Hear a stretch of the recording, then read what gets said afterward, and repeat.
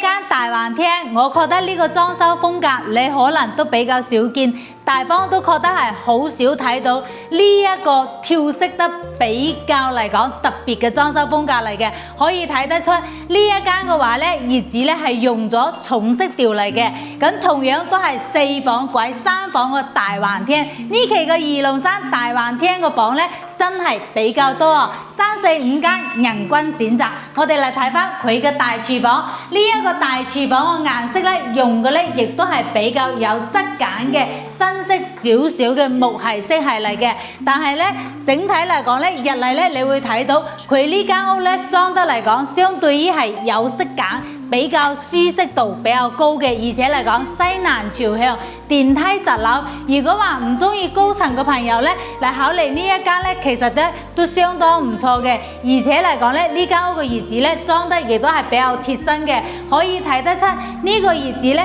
相比其他嘅業主咧，佢喺裝修嘅程度上邊嚟講咧，亦都係等本少少嘅，多使咗幾萬蚊入嚟嘅感覺咧，就確實係唔一樣嘅，直接咧就可以做到咗拎包入住啦。咁主人房呢度咧入嚟你會感覺即係搭配得比較好，而且比較舒服嘅。咁相對於嚟講，主人房嘅呢個